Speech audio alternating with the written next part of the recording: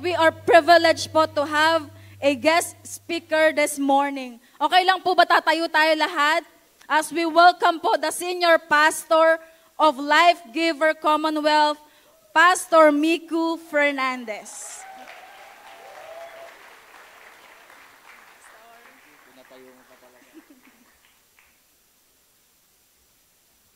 Since pinatayo na rin po kayo, bumati po kayo ng 3 tao na hindi nyo kilala. Sige po. Batiin nyo po, good morning. Ayan po.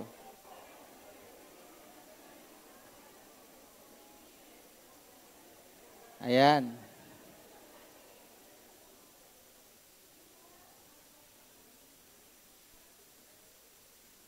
Sige po, pwede na po tayong umupo lahat. Upo muna tayo. Pastor Rudy, thank you so much po. Kayo pa po ang nagdala nito. Thank you. Ayan. So, I was given 40 minutes para po magsalita sa inyong lahat ngayong araw. And saglit na saglit lang po ako kasi insurance policy lang naman yung pe-present ko. Hindi, biro lang po yun. Biro lang. Ayan. Pag wala ka daw magandang sasabihin, magbihis ka daw ng maayos para at least magandang tingnan, no? Hindi. So, I'm so excited. Pero at the same time, nagulat ako kasi sabi ni Bishop, may utos daw siya sa akin. Tapos, sabi niya sa akin, Nak, galingan mo. Never naman yung sinasabi sa akin yun pag nag-uutos siya sa akin. So, kinabahan na ako. Nag-shoot up yung, yung heartbeat ko. Sabi ko, iba to ah. So, ito na nga, nandito tayong lahat ngayon. So, pagtiyagaan niyo po ako dito ngayong araw. Okay po ba sa inyo yun? Ayan. So, sino po dito ang 1 year below pa lang na nagsisimba sa Life Giver? Taas po ang kamay, 1 year below. Ayun, meron doon. Ayan, marami. I think mga 10. Ayan. 3 years below. Meron po ba? Taas po ang kamay. Ayan, 3 years below. 5 years above. Ayan, taas ang kamay. 5 years above. Ang daming hindi nagtataas ng kamay. Bakit kaya? No? 5 years above. Ayan, no? So, congratulations dahil lahat po tayo dito ay nandito ngayon and hindi po aksidente na nandito kayo ngayon. No, wala naman nagising sa umaga na dapa tapos pagising niya nandito na, no? Lahat po kayo ay dinala ng Diyos ngayong araw na to dahil alam ko may plano si Lord sa buhay niyo. And I hope ready po yung mga puso niyo na tanggapin lahat ng manggagaling sa Lord ngayon. I know bukas ang langit sa ating lahat ngayon at ibubuhos niya ang presensya niya at lahat po tayo ay mababago. Excited po ba tayong lahat? Amen. Amen. Sino po ang matapang dito na lagi po ako nagpapataas ng kamay para hindi po tayo pagpawisan no? Sino po dito ang matapang na magtataas ng kamay niya at sasang-ayon sa akin, na sasabihin niya, sumagi na sa isip niya na bakit kung kailan pa ako na born again at nakilala ko si Lord, doon pa ako nakaranas ng matitinding pagsubok. Sino dito yan? Yan, lahat tayo yan, no? Bakit kung kailan ko pa nakilala si Lord, kala ko naka-jackpot ako, kala ko tumama ako sa loto pag nakilala ko si Jesus. Doon pa ako nagkakasakit, doon pa ako namatayan, doon pa nagsara yung negosyo. Lahat tayo merong ganyang experience. Tama ba? Palakpakan naman natin si Lord, no? Kahit di natin maintindihan bakit nangyayari, no? Tama ba? Na parang, ang problema doon, imbis na masaya kang naglilingkod kay Lord, para tuloy may nakadagan sa dibdib mo at hirap na hirap ka. No? Ganun no? Yun ang realidad sa pagsunod sa Panginoon. Dagdag pa dyan, may mga tao pang naninira sa'yo, kahit isa lang naman ang follower mo sa Twitter mo. Pero ang dami-dami naninira sa'yo, no? Tama ba? Hindi ka naman artista, pero pinagchichismisan ka paghapunan ng kapitbahay nyo, di ba? May mga ganun tao Or parang may mga bagay din na hindi mo naman nakikita at wala ka naman pake, pero pinipigilan ka. No? May ganyan. So we usually encounter these questions in our lives today. And masaya ako ngayon dahil sasagutin po lahat ito ng Bible ngayong araw. Excited po ba tayong lahat? Yes, palakpakan natin si Lord. And I'm so excited to share with you kasi merong isang church sa Bible na kaparehong-kapareho nito. So, hindi po ako gagawa ng kwento, babasahin ko lang po ang passage and hayaan po natin magsalita at baguhin tayo, no? So, merong isang church sa Bible na talagang dumanas sila na matinding pagsubok habang sumusunod sila sa Diyos. So, pinakita din dito na may reward si Lord. sa mga mananatili sa Kanya sa kabila ng mga pagsubok. Praise God, no? Stop lang ako saglit. Nakita ko po si Tatay Sergio. Tatay Sergio, I'm so proud sa'yo na nakikita kita. Sobrang passionate mo dito. Grabe. Kasama ko lang po nagbubuhat ng buhangin yan sa farm eh. Magkasama ka. Si Manong Sergio hindi na bumalik sa farm. Kaya pala. Nagkakanta na dito. Hindi, biro lang. Tay, I love you. No? So sabi, yun na nga. Mukhang dadaan talaga tayo sa pagsubok. Hindi natin maiiwasan. Nandyan ba kayo? No? So the title of this morning sermon is The Fragrance of Sufferings. In English ko, kasi pag Tinagalog ko siya, may halimuyak sa likod ng ating mga pag-iyak or may halimuyak sa paghihirap, parang teleserye. So gawin natin The Fragrance of Suffering para medyo maganda pakinggan. Tama ba?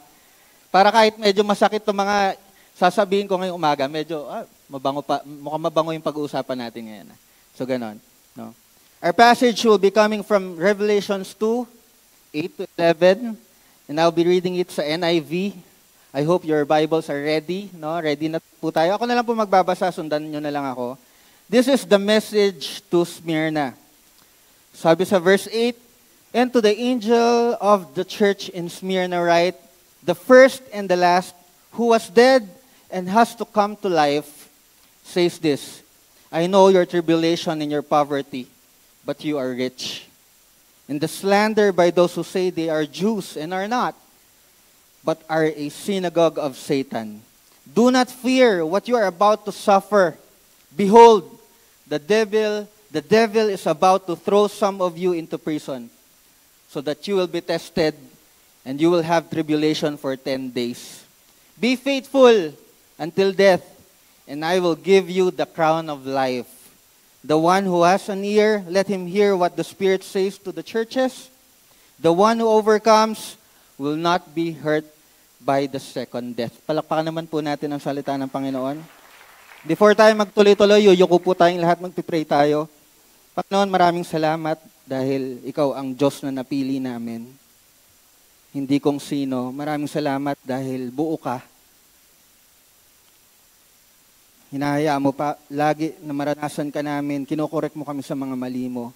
And I hope, Lord, panalangin ko lang simple ngayong umaga, hayaan mong bukas ang kalangitan sa aming lahat ngayon. Ibuhos mo ang presensya mo sa amin.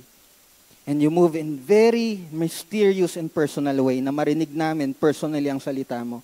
I hope, Lord, maging ready kami ang mga puso namin na tanggapin ang mga bagay na manggagaling sa iyo at alisin ang mga bagay na hindi dapat namin hawak-hawak ngayong araw. Maraming salamat po sa pangalan ni Jesus. Lahat po tayo magsabi ng Amen. Amen. Yan. So nasulat to ni Apostle John when he was thrown to the island of Patmos, no?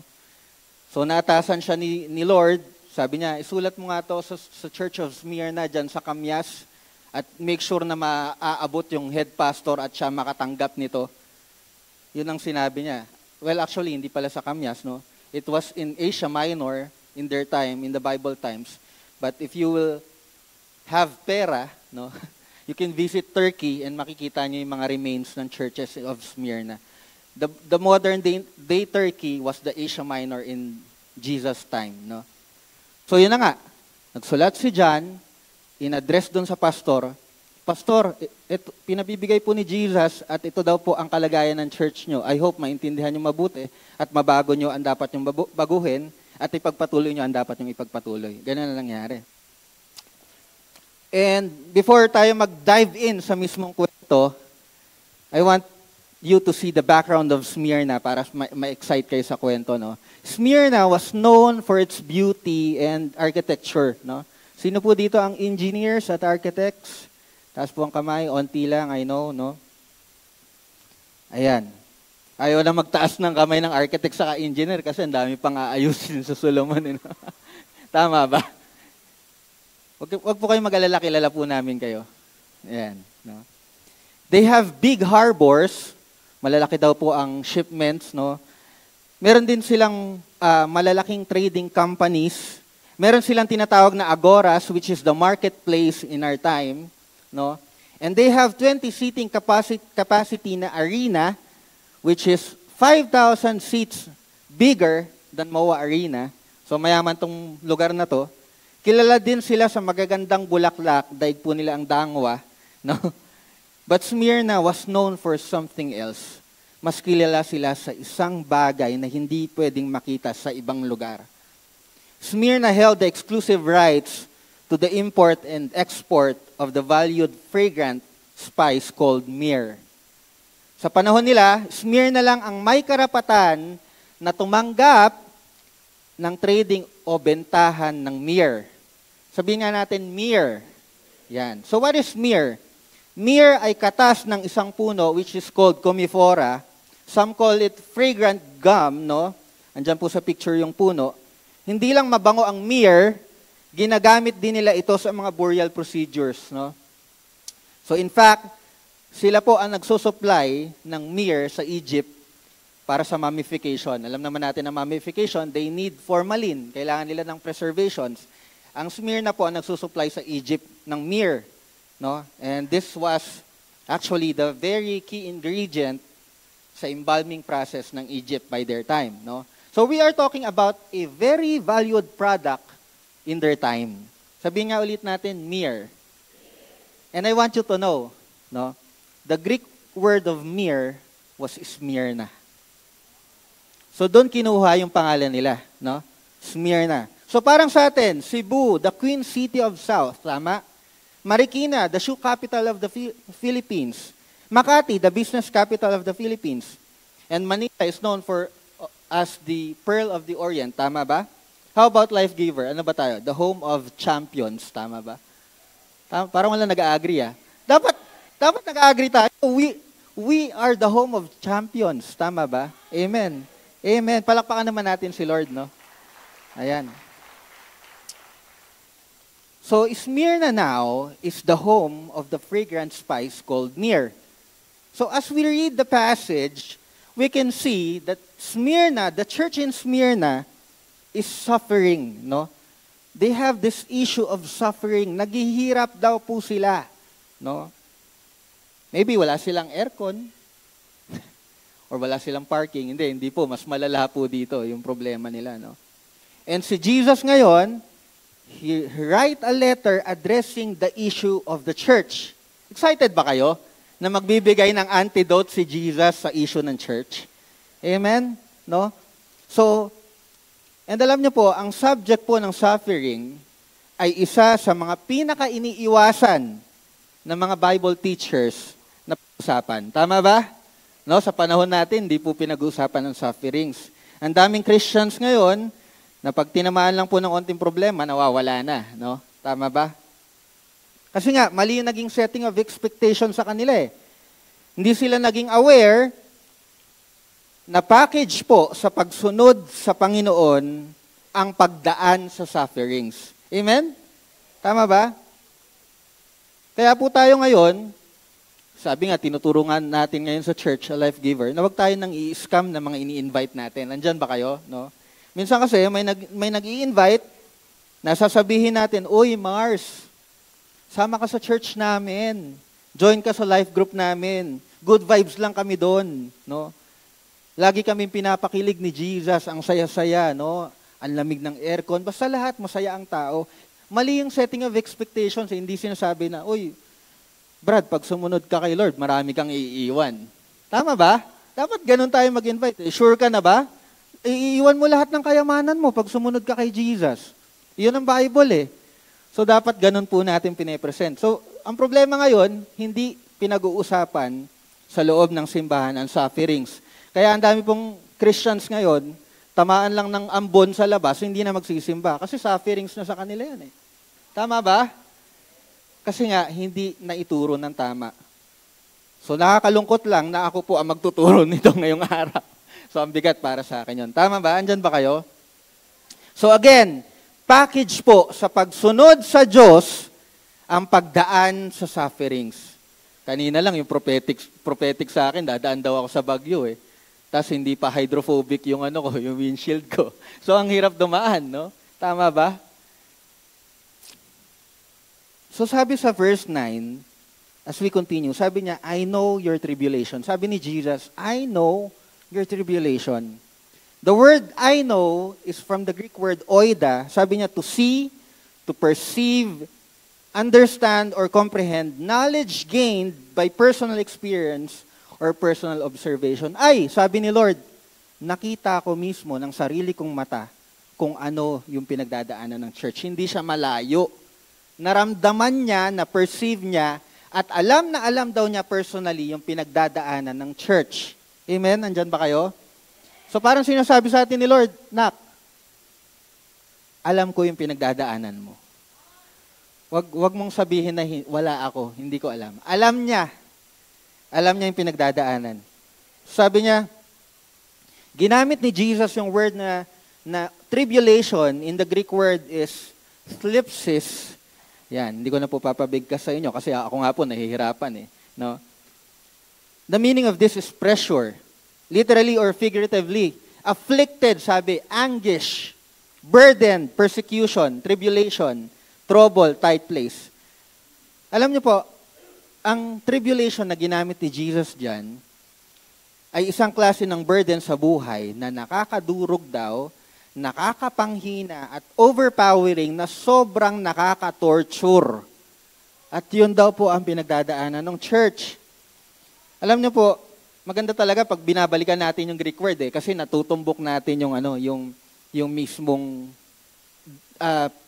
figurative meaning na binibigay ni Jesus. Unang ginamit po ang salitang yan para i-describe po ang isang act of torture. So kukunin ng isang Roman authority yung accused, no, isang akusado, ihihiga siya sa isang malapad na bato, no, at itatali siya doon hanggat hindi na siya makagalaw.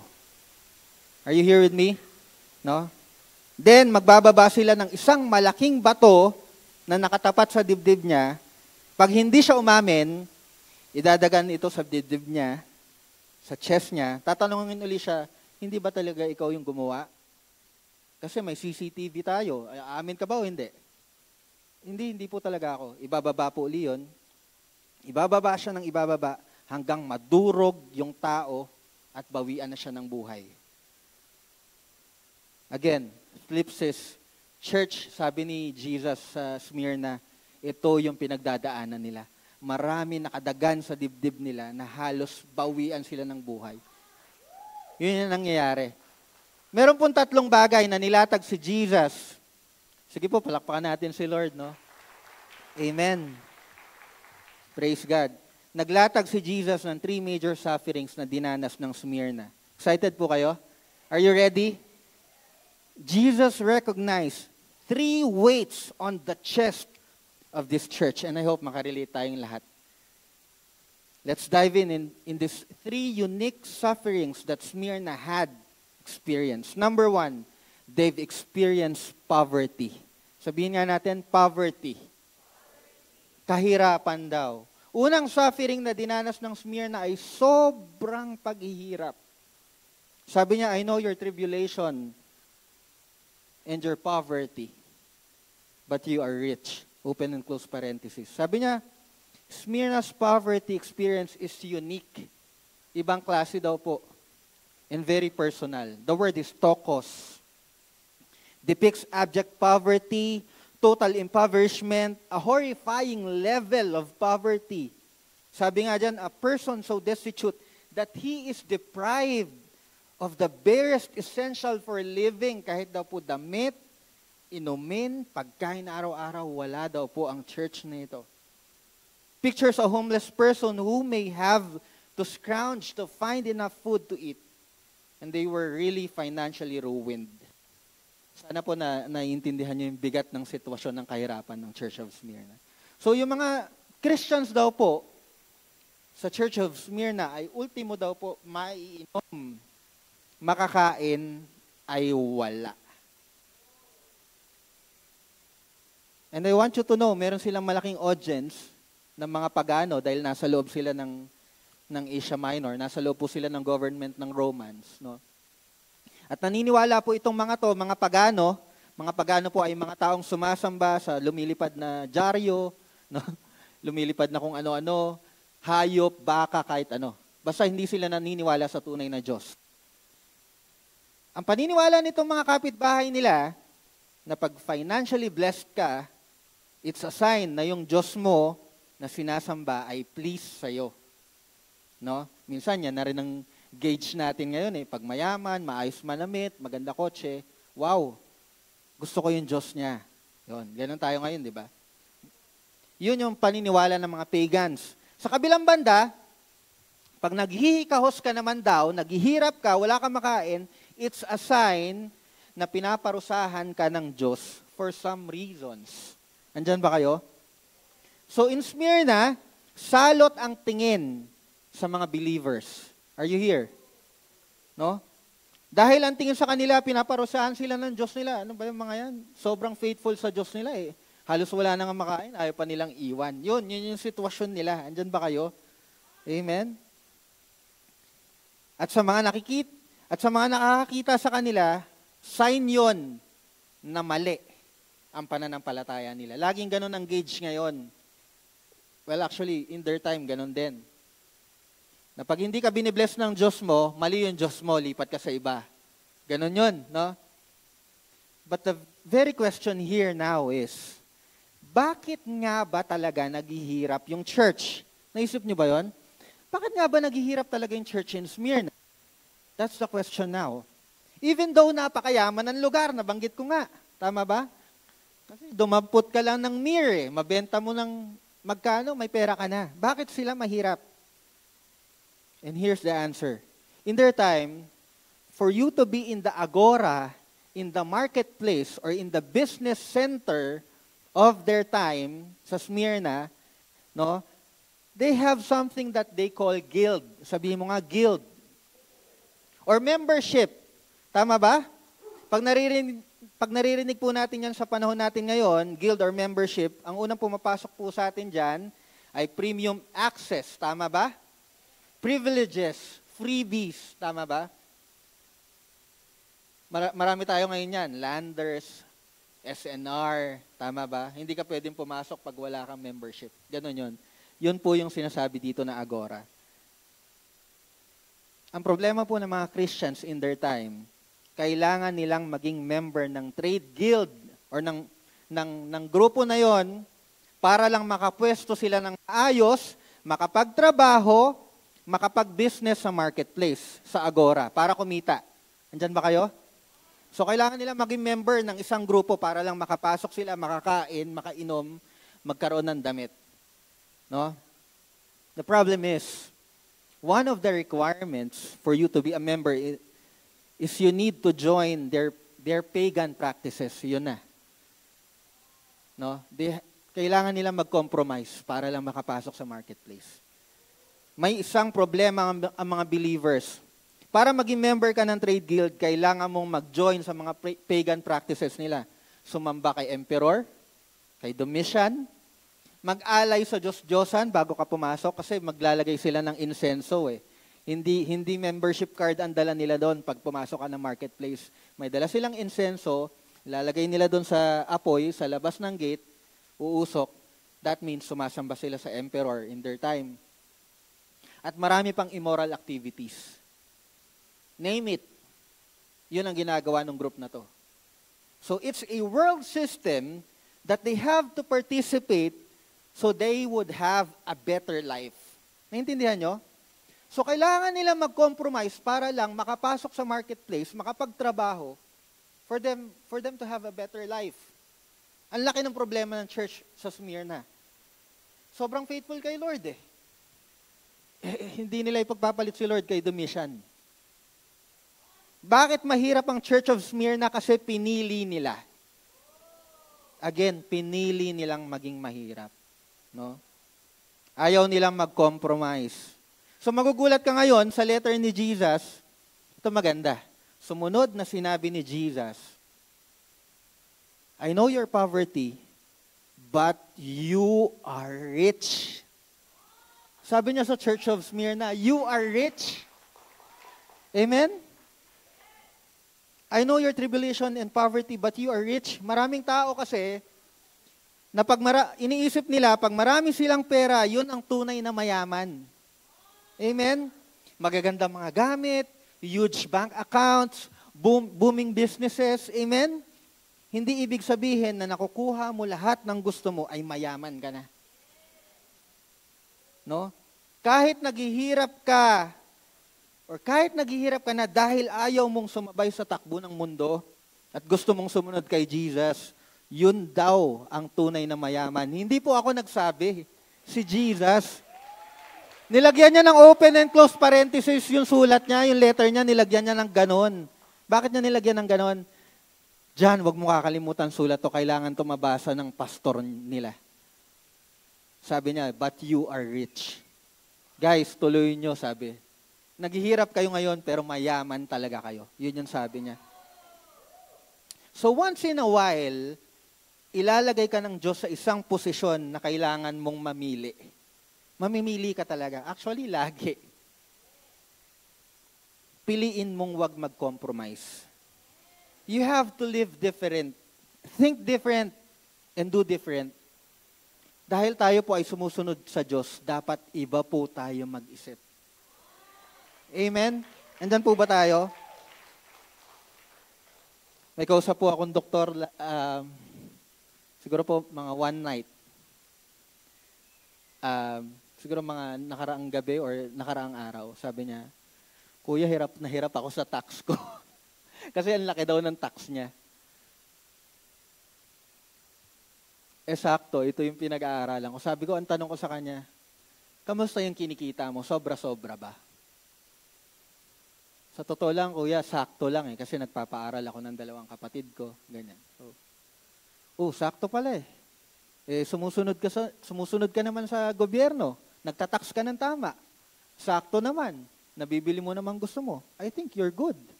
I think you're doing good. And sabi ko sa kanya, huling-huli, sabi ko, i-bless ka ni Lord.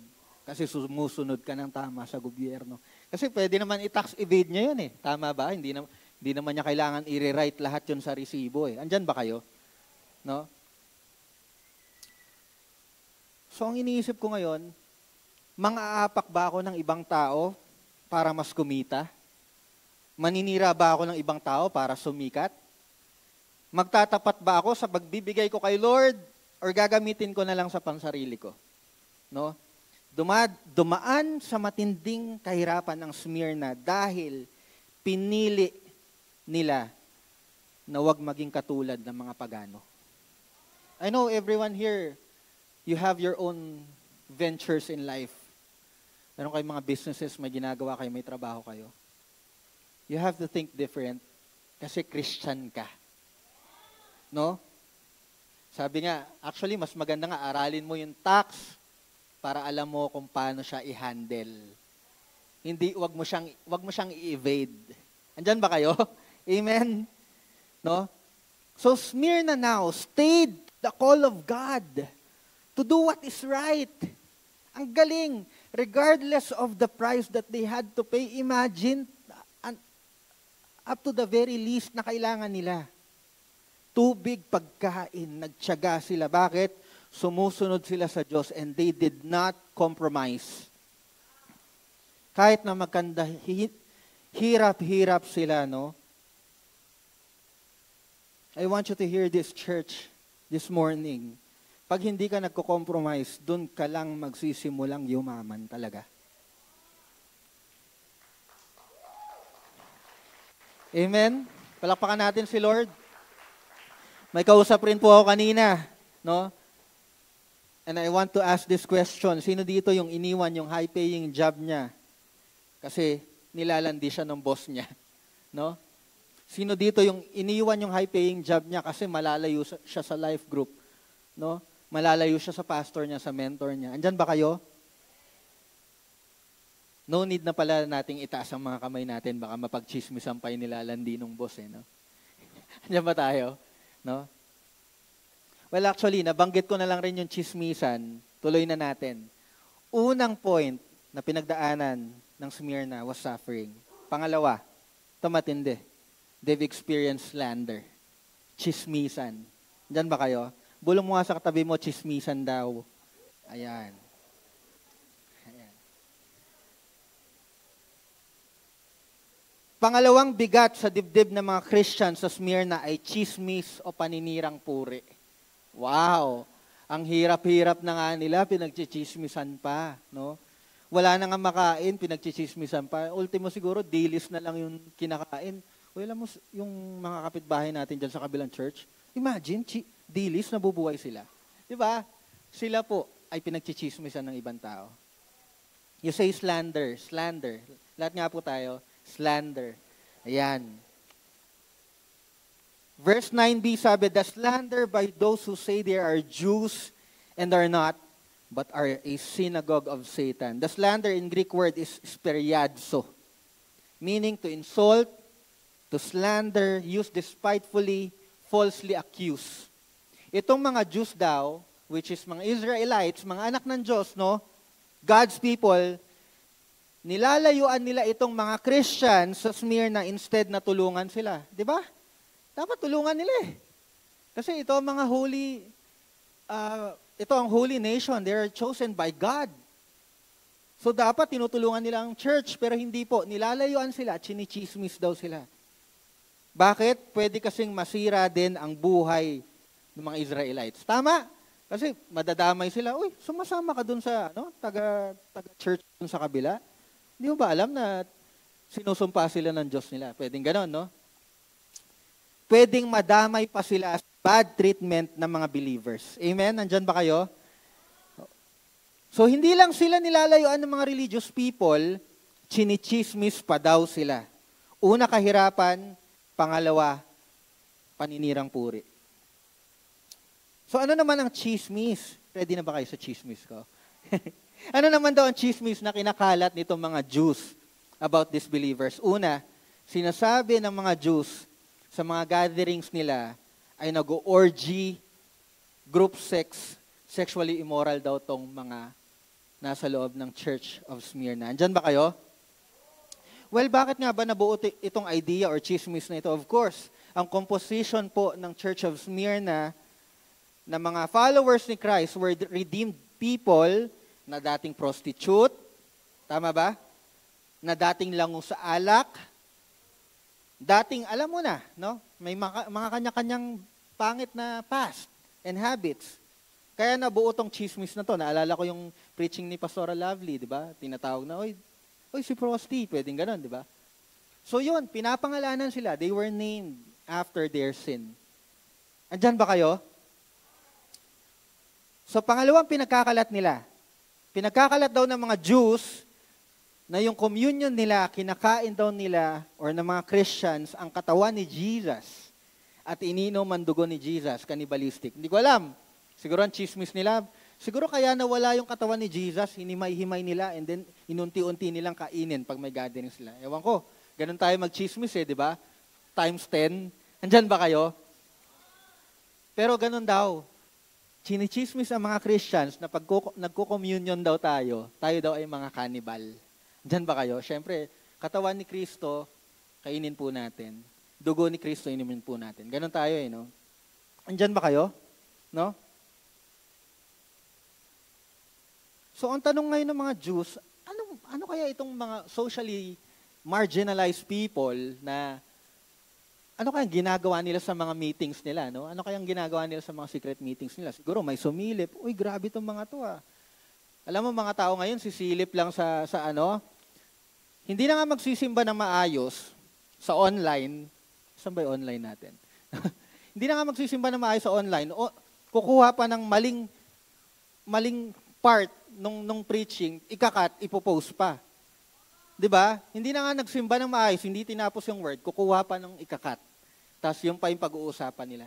Ganon yung ginawa ng mga Jews. Siguro, naabutan lang nila, communion na, ay kumakain sila ng katawan ni Christ. No? Siguro narinig lang ng ganon. Yun po ang chismis sa kanila. Andyan ba kayo? No? Kayo, anong chismis sa inyo? Hindi, biro lang. So, ganyan madalas nagsisimula ang chismis. Hindi buo yung nasasagap, tapos sila na yung magbubuo. Andyan ba kayo? No? Tama ba? So, hindi nagva-validate and one-sided story. So, yun ang ginawa sa kanila. Buti na lang, may lumabas na Augustine, no? And yung na Council of Trent, ayan, history, no? Na para i-prove na yung communion po na ginagawa ng mga Christians is just a sign of an invisible happenings, no? It's just a sign. Common sense lang po. Yun, no? Bread and wine are just signs na talagang binigay ni Lord ang buhay niya sa atin. Nandyan ba kayong lahat? Amen? Dapat talaga ang mga chismoso at mga chismosa may sariling planeta eh. No? Tama ba? Dapat nandun sila sa Mars eh. Mars. Tama ba? Nandyan ba kayo? Siguro kaya nabuo ang Mars para doon sila sa Mars. Buti na lang tumawa kayo dyan kasi pinag-isipan ko mabuti yan. Sabi ko, paano kayo maaabot yung mga humor ni Bishop, no? Pangatlong bagay, pangatlong chismis sa kanila. Nako, nagchichismisan na tayo dito. Pangatlong chismis, they were anti-family daw. So sa structure kasi ng Rome, the family was very important. Kaya inaakusahan silang wala silang paki sa pamilya nila. Iniwan nila family nila for the mission. Tama ba? May mga kaibigan tayo, may mga pastors tayo, missionaries tayo, nasa ibang lugar, iniwan ng pamilya nila. Just for the sake na magawa ang mission for God. So pati yung pagtawag daw ng mga Christians in Smyrna sa isa't isa, brother, sister, ginawa nila ng issue. Mars, alam mo ba, itong mga to, hindi na umuwi ng bahay, tapos ang tawag nila sa mga church members nila, brother and sister. No? Ganun po ang kwento. So sexually immoral, cannibalistic, and anti-family. Yun daw po ang mga Christians in their time. At alam niyo po kung kanino nanggaling yung chismis, ulitin ko, sa mga taong dapat na naniniwala kay Christ. Sa mga Jews, sa mga kalahi nila. Magugulat po tayo yung mararanasan po nating chismis manggagaling pa sa taong hindi mo aasahan. Diyan ba kayo? No? And you know what? This slander added more pressure sa mga Christians. And it made them more outcast. Talagang pag nakikita po sila sa lugar ng Smyrna, talagang nilalayuan, talagang tumatakbo palayo ang mga tao. Huwag lang silang makita. Andyan ba kayo? So now, poverty, then slander, and then the third one is imprisonment. No? Mabilis lang po ako, patapos na po ako. No? Pero yan yung laging sinasabi ng mga pastor na matagal yung preaching. Andyan ba kayo? No? Hindi po, marami pa po to. Being honest. So number 3, they've experienced imprisonment and death. Pangatlong bagay, naka-experience daw po yung mga Christians in Smyrna ng imprisonment and death. No? Do not fear what you are about to suffer. Verse 10, behold, the devil is about to throw some of you into prison so that you will be tested and you will have tribulation for 10 days. The word is phulagkidzo. Yan, to incarcerate or imprison. So sinasabi ni Jesus na ang church daw po ay dadanas ng pagkabilanggo at kamatayan dahil sa pagsunod sa Diyos. And that wasn't the good news. Hindi yun magandang balita. No? Pwede kaya yun, no? Mag-i-invite ka sa church. Brother, tara, punta ka sa church, sa Life Giver Central. Ang ganda ng church. Pero baka makaranas tayo ng onting imprisonment, saka death. Okay ba sa yun? Walang gagawa ng ganun. Tama ba? Walang ganung invitation. Pero yun ang totoo. And this was not a good news. At yung kulungan po na pinag-uusapan natin dito, sobrang layo po sa meron tayo ngayon. Yung kulungan po natin ngayon, pwede silang mag-record ng album eh. Lalabas pa sa Spotify eh. Tama ba? Tapos naka-escort pa, nakawangwang pag weekends. Magugulat ka, bumabiyahe ng expressway yung nakakulong. Hindi po. Yung pinag-uusapan po natin dito na imprisonment ay iba. They will be thrown in a rat-infested dungeon full of human poop. No? Daga at dumi ng tao pinaghalo. At halos wala po silang maaninag na liwanag.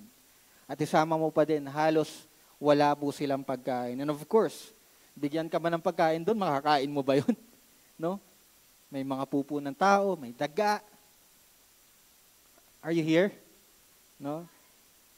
Tapos tayo, makagat lang ng ipis sa mata, hindi na magsisimba. Tama ba? Andyan ba kayo? Sorry, no? Pero minsan nangyayari talaga eh. At ibang klase po ang pagkamatay nila doon na dinadanas nila. Pinapakain sila sa mga mababangis na hayop sa harap po ng maraming tao sa arena. No? Remember yung sinabi ko, 20 seating capacity na arena. Ang ginagawa po nila, pinapakain nila yung mga Christians doon. Ganon ang ginagawa. Are you here? Andiyan pa ba tayo? Parang wala nang gustong sumunod kay Lord. Andiyan ba kayo? Pero sa panahon kasi natin ngayon, malabo po na makulong tayo dahil lang sa faith natin. Andiyan, tama ba? Or sa pagbabasa ng Bible, no? Lalo na, malabo tayo makulong kasi madalang na rin naman tayo nagbabasa ng Bible. Eh. Di ba? Tama ba? Pero sa ibang parte ng mundo, parte ng mundo pwede ka makulong. No? Sa China, I know, hindi ka pwede kahit pilas lang, isang page ng Bible, hindi ka pwede makitaan. Ikukulong ka talaga. Kukulong ka. Pero sa Pilipinas, hindi po natin to mararanasan. No? Pero alam nyo po ba na lahat tayo this morning ay may mga malakulungan na experience sa buhay? Andyan ba kayo? We have shame in the past. Na baka baka hindi na ako matanggap ng tao sa kung sino ka, no? Or baka hindi ka natanggap ng Diyos. Meron tayong ganyan eh. Ano ba yan? Lagi ako nagsisimba pero feeling ko parang hindi ako accepted ni Christ. May mga ganyan tayo, tama ba? Guilt na nagawa mo to, itong bagay na to, or guilt na sana hindi mo na lang ginawa. May mga ganyan tayo eh. Guilt sa mga kasalanan mo in the past. Amen? Lagi tayong minumulto niyan at lagi tayong ini-imprison niyan na lagi tayong ginagapos, hindi tayo makapag-worship, hindi tayo makapagsimba ng maayos. Nagsasalita yung life group leader mo, sinasabayan mo. Yung mga ganon. Di ba? Meron tayong mga personal imprisonment na na-experience natin. And maybe you are imprisoned by your doubts na baka hindi ka naman talaga naririnig ni Lord. No? Unforgiveness na pinatawad ka na ng Diyos, pero ikaw ewan ko, ang hard natin minsan sa sarili natin na hindi natin mapatawad ang sarili natin. No? Pinatawad ka na ng Lord, pero ikaw hindi mo pa mapatawad yung sarili mo. At marami pang bagay, maraming pintuan na naging imprisonment natin and death natin kasi nung sumunod tayo kay Lord, may mga pintuan, may mga businesses, may mga ventures, may mga opportunities na hindi mo na pwedeng pasukin. Dahil sumusunod ka na kay Lord eh. Tama ba? Ito ang mga nagmimistulang imprisonment sa'yo. Death na pwedeng hindi ka man patay physically, pero ang daming namatay sa'yo. Relationships na bad influence sa'yo, businesses na morme ang pinoproduce na pera, lagi nasa ilalim ng table yung pera. No? Andan ba kayo? Connections na under the table. Ito ay mga personal imprisonments mo dahil pinili mong maging tama sa harapan ng Diyos. Andan ba kayo? So balikan natin saglit yung verse. I want you to receive this nugget. No? Sabi dito, sabi sa dulo ng verse 10, and you will have tribulation for 10 days. I want you to hear this. Ginagamit po ang word na 10 days in the Bible, sa time ni Jesus, pag gumamit sila ng word na 10 or 10 days, it means may dulo. I want you to hear this. Ang tribulation daw may dulo. It means temporary. Sabi ni Jesus sa Smyrna, and sinasabi ni Lord sa church today, kay Lord may hangganan ng sufferings. Kapatid, again, I want you to hear this. Kung nagsasuffering ka ngayon dahil pinipili mo si Lord araw-araw, may hangganan daw po yan. Pag na kay Lord ka, temporary lang ang sufferings mo. Amen? Poverty, slander, imprisonment, and death. Yan po ang na-experience ng Church of Smyrna. Taas nga po ang kamay ng mga naka-experience nito in the past or ngayon o nakaka-experience nito personally. Sige po, taas po natin ang kamay natin. Amen, amen. Palakpakan natin si Lord.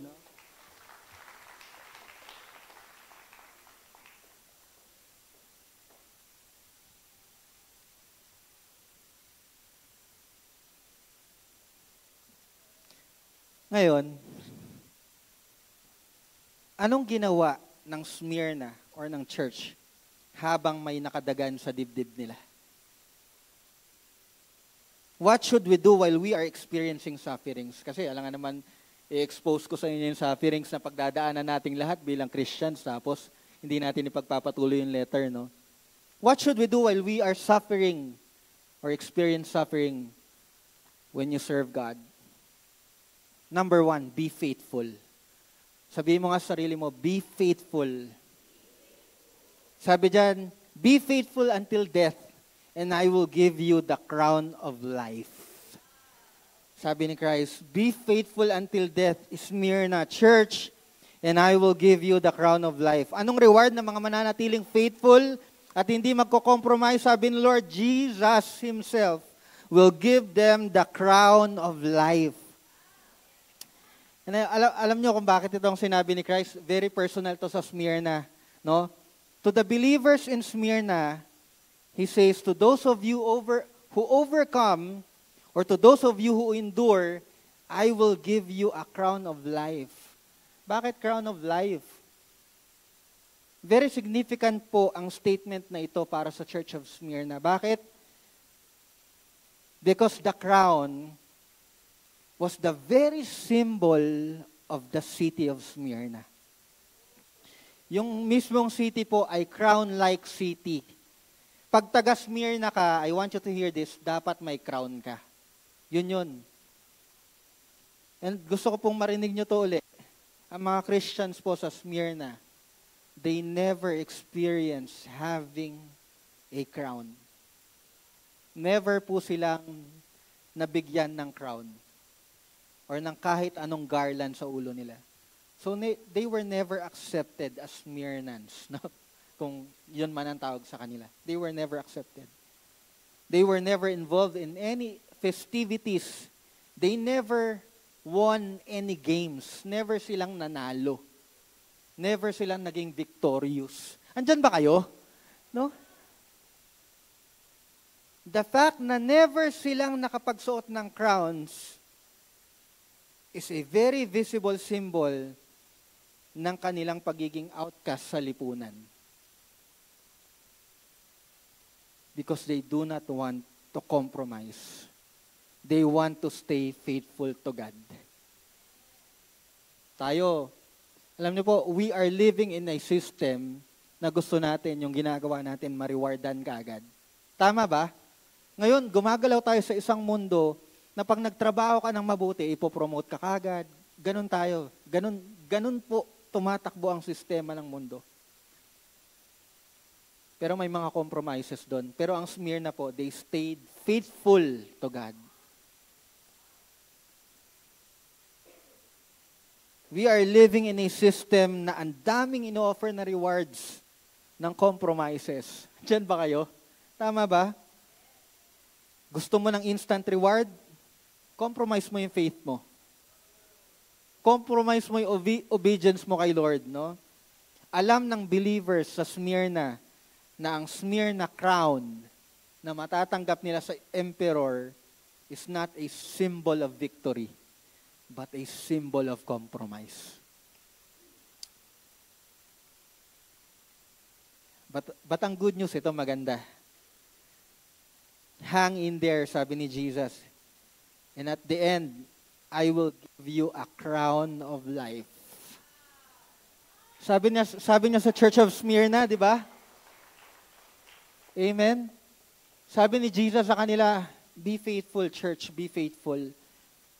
Mas maganda yung crown na mabibigay ko kaysa mabibigay ng world sa inyo. Andyan ba kayo? Be faithful to God. Amen? Pwedeng maraming pinabibitawan sa'yo si Lord ngayon na feeling mo, ikakahirap mo ng buhay mo. Pwede kang pag-usapan ng ibang tao, ano ba yan? Ang ganda-ganda ng buhay niyan. Tapos pinagpalit niya dyan sa church na yan. Pero ang totoo, pinapayaman ka ni Lord sa mga totoong kayamanan. So be faithful to God. Amen? Maraming opportunities ka na bibitawan dahil gusto mong sumunod kay Lord. No? And I want you to hear this. Si Lord po ang magre-reward sa inyo. Di ba? Di mas maganda yun. Si Lord ang magre-reward sa atin. So mas maganda na naghihirap tayo, tapos si Lord re-reward sa atin. Kesa naman temporal reward, and at the end, maghihirap rin tayo. Andyan ba kayo? So anong lesson? Wala sa lupa ang tunay na kayamanan. Ang tunay na kayamanan ay matatagpuan lang sa tunay na Diyos. Dumaan ka sa matinding pagsubok dahil sumunod ka kay Lord. Huwag kang mag-compromise. Please, huwag ipagpalit ang mga eternal na bagay para lang sa mga temporal na bagay. Be faithful until death, Christians. Ang Diyos mismo ang crown natin. Siya ang reward natin. Amen? Pangalawa, be a listener. Sasagutin lahat ni Lord, lahat ng accusations ng tao sa Smyrna. Pangalawa, be a listener. The one who has an ear, let him hear what the Spirit says to the churches. Pangalawang bagay na dapat mong gawin as you experience sufferings, be a listener. Sabi mo nga sa katabi mo, be a listener. Ayan. Napakinggan niya ba? O tulog na? Dumaan po sa matinding batikos, chismis, paninirang puri ang Church of Smyrna. Pero nanatili po silang nakikinig sa Panginoon. Ay, hindi nila naririnig yung chismis. Hindi nila naririnig. Ang naririnig nila yung boses ni Lord. Diyan ba kayo? Amen? So anong lesson dito? Tinuturuan tayo ng scripture na maging matalas ang ating tenga, makinig sa sinasabi ng banal na spirito at sinasabi ng Biblia. Alam ko, dadaan ka sa maraming chismis kasi maganda ka, at the same time, marami kang followers. No? Pero makinig ka sa banal na spirito. Makinig ka sa Bible. Huwag kang makinig sa kung sino-sino. Tuloy ka lang, no? Sa pagsunod mo sa Diyos, hindi mo maiiwasan na may mga taong sisira sa'yo. May mga taong hindi mo akalain na magkakalat ng mga maling bagay tungkol sa'yo, no? At madalas, manggagaling ito sa mga taong hindi mo inaasahan. Laging manggagaling ang slander sa taong malapit sa'yo. Tandaan mo yan. No? Lagi kang may maririnig na mali, pero ang pakikinggan mo lang dapat ay yung tama. Ang sinasabi ng Diyos sa'yo. Pangatlo, at huli, be an overcomer. Sabi mo sa katabi mo, be an overcomer, kapatid. Be an overcomer. Ang reward daw po ng Diyos sa mga overcomer, I want you to hear this, will not be hurt by the second death. Sa mga magtatagumpay daw po sa mga pagdadaanan nilang pagsubok, you will not experience second death. Maybe ang Smyrna Church ay nakaranas ng imprisonment, pinakain sila mababangis na hayop, pero never na nilang i-experience ang second death. Dumanas ang Smyrna sa pagkakakulong, ang iba ay binawian pa ng buhay, pero sa lahat ng mga nananatili sa Diyos at magtatagumpay, ay hindi man lamang daw makukurot or mahihipan ng second death or ng eternal damnation or spiritual death. Bakit daw? Dahil ang magtatagumpay at mananatili sa Diyos will receive eternal life. Will receive eternal life. Anong lesson? Amen? Sa pagsunod mo sa Diyos, susubukin agawin sa iyo ng mundo ang buhay mo. Tandaan mo to, kapatid. Tug of war to. Pero magtatagumpay ka. At sa tagumpay mo, makukuha mo ang buhay na walang hanggan. So kapatid, be an overcomer. Pag ma-anticipate mo pag galing sa kalaban, maniwala ka. Talunin mo yun. Talunin mo. Laban, kapatid, and you will overcome because of Jesus. Why? Kasi si Jesus nag-overcome na. Amen? Sino po ang bago dito? Sino po mga new friends? We have 6 new friends. Tama po ba? Naiwan ko yung papel ko. Meron po tayong 6 new friends. New friends po, I want you to hear this. Alam ko po, siguro nagkakaroon kayo ng idea na, ay bakit pa ako susunod kay Lord? Naghihirap na nga ako ngayon, tapos dadagdagan pa yung paghihirap ko. Sa mga new friends po, I want you to hear this. Mas maganda na po naghihirap kayo nakasama si Lord at may hangganan yung paghihirap nyo. Kaysa naghihirap kayo ngayon na wala kayong Diyos nakasama at tuloy-tuloy yun hanggang mamatay kayo. Wait lang po, pag namatay kayo, tutuloy-tuloy pa po yung sufferings nun. Pero pag na kay Lord ka, titigil yun pag namatay ka. Magsisimula yung eternal life. Sa mga new friends po ngayon, tama po yung pinuntahan nyo. So mas maganda na nagsasuffer ka nakasama si Lord. And I want you to hear this. May bonus po. May spiritual community po tayong kasama na ganito. Nagsasuffer ka man, pero at least may kasama ka magaganda at gwapo sa church. Amen? O di sama-sama tayo mag-suffer kay Lord. Tama ba? Para kay Lord. Amen? Tatayo po tayong lahat. Dito po ako magtatapos. Natapos din. Sabi ng iba. Natapos din yung sufferings ko, sabi ng iba. Remember po yung word na mere. Amen? The number one product in Smyrna. Pinapalabas po ang bango ng myrrh sa pamamagitan po ng pagdikdik dito.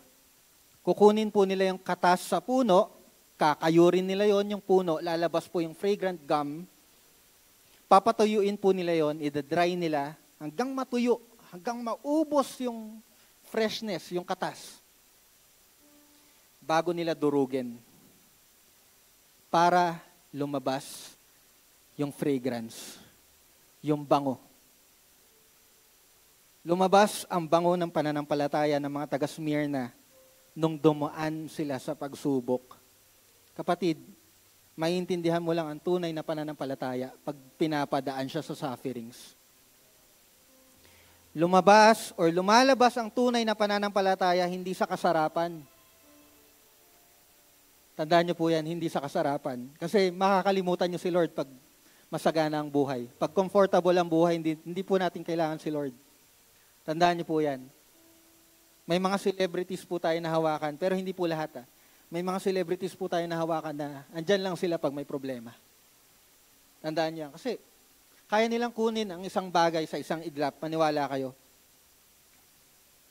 Kaya tandaan niyo, lumalabas ang tunay na pananampalataya habang nagsasuffer ka.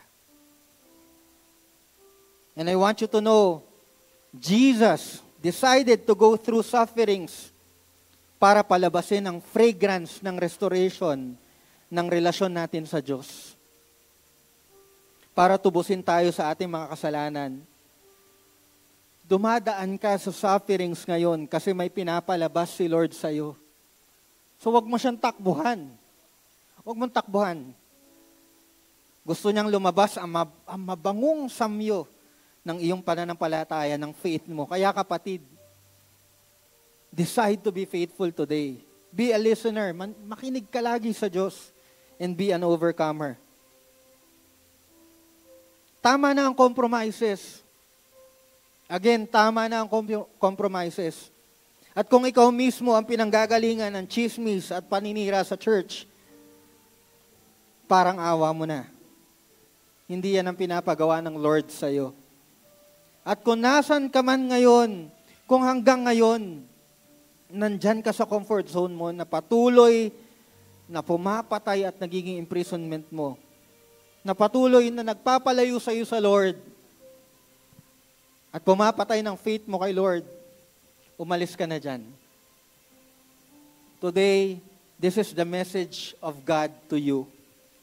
Panahon na para palabasin ang bango ng iyong pananampalataya sa Panginoon. So dadaan ka sa maraming sufferings, pero I want you to hear this. God is with you and He knows everything that is happening to you. At hindi ka niya papabayaan. Amen? Amen? I want you to close your eyes. You are my hiding place. You always build my heart with songs. Come on, let's worship God. of Recommit yourself to God. deliverance. Sabihin mo kay Lord, I am, sa kabila ng mga sufferings ko, God, I I will be faithful. Makikinig ako sa iyo, and I will overcome. Come on, church. I will Come on. trust in you. Come on, church. Commit to God again. Let the weak say I am strong in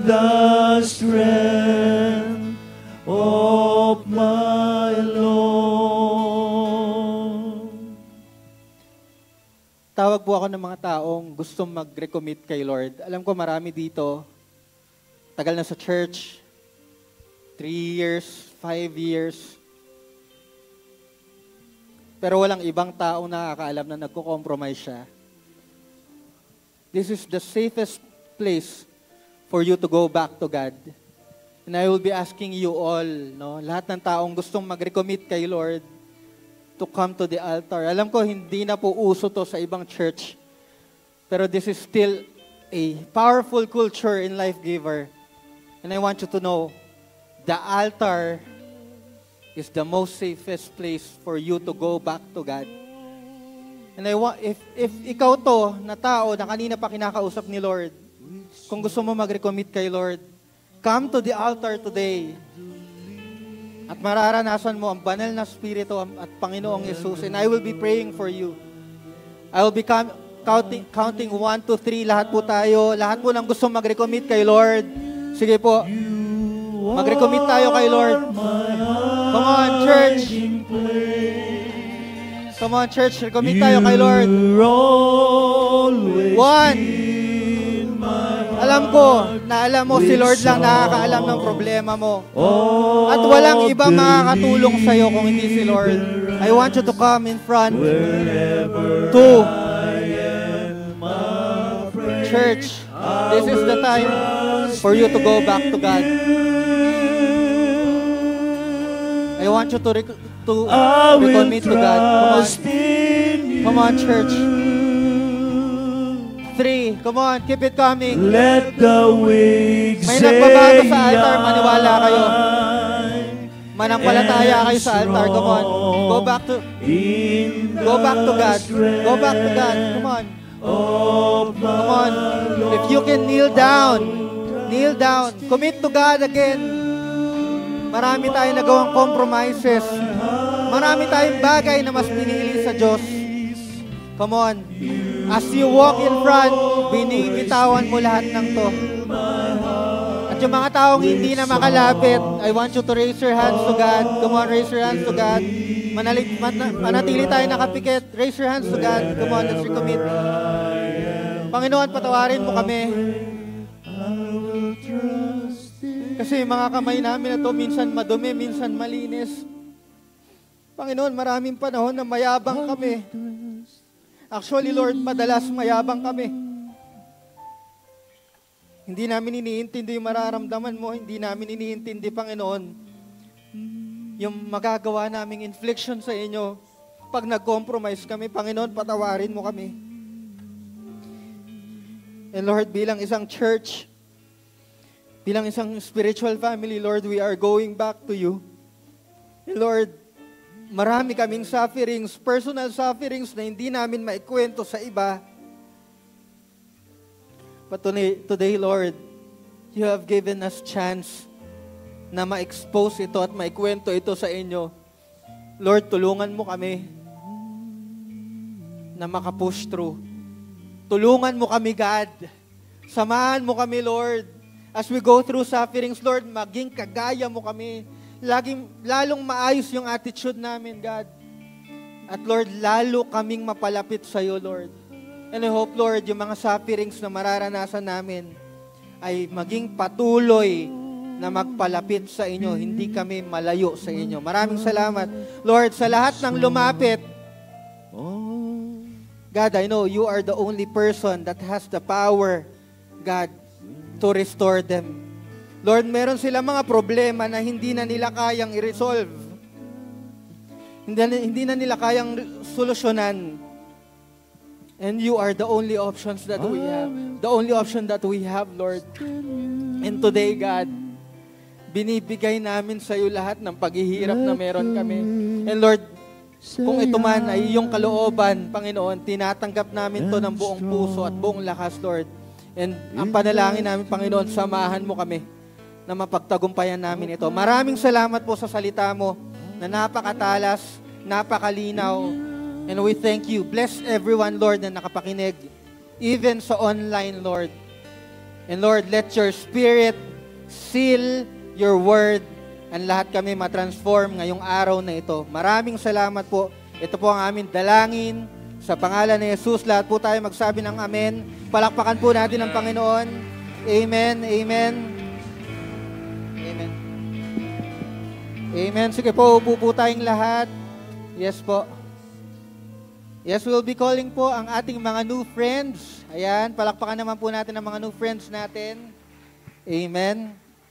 They were actually invited by Sir Larry Bueno, Ria, Noel, Grace, Roda. Ayan. Amen. Welcome po natin si Sir Jeffrey Gumbok. Amen. Deborah Paguntalan, Rafi Erlano, Elakim Erlano, ayan, magkakamag-anak, and Rona Lucero. Welcome po natin sa harapan. Amen. And Roxanne Itang. Ayan po, dito po, lapit po tayong lahat. Pag-pray po natin. Amen. Welcome po. Ayan. 6. We have 4 more. Yan, ang leader po nila ay si Dante Malanta and Pastora Jamie Manuel. Ayan po, welcome po sa church, sa Life Giver. Palakpakan po natin sila. Let's welcome them. Aakyat po tayo. Harap lang sila sa akin. Okay. Ayan. Okay na. Sensya na po. Ayan. Taas po natin ang mga kamay. Lay hands po natin sila. Pikit po tayo. Sige po, taas po natin mga kamay natin. Lord, we thank you for this morning na pinakita mo sa amin na tama po yung naging desisyon namin na pumunta sa church na ito. And I hope, Lord, mag-guide kami ng maayos spiritually. Maintindahan pa namin ang mga bagay na patungkol sa Diyos. At patuloy, Panginoon, na lumalim ang aming pananampalataya. And I hope, Lord, makita namin ang tunay na buhay na nanggagaling sa inyo. I-bless niyo po ang lahat ng taong ito. And I hope, Lord, lahat po ng pagdadaanan nila ay samahan mo sila. And we are so excited sa gagawin mo sa buhay nila. Dahil pinili nila na makasama kayo ngayong araw. Ito po ang aming dalangin sa pangalan ni Jesus. Amen and amen. And Welcome! amen. Welcome po. Sige po, pwede po tayo. Welcome to the Life Giver family. Yes. Benediction na. Sige po, tatayo po tayong lahat for our benediction. Amen. Taas po natin mga kamay natin. May the Lord bless Amen. you, keep you, make His face shine on you, be gracious unto you. In the name of the Father and of the Son and of the Holy Spirit, in Jesus' name, amen and amen. Receive Amen. Amen. God bless you all, brethren.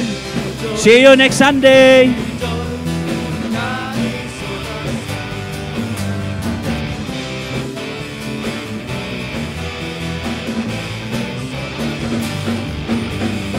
Rejoice, rejoice, God is on us.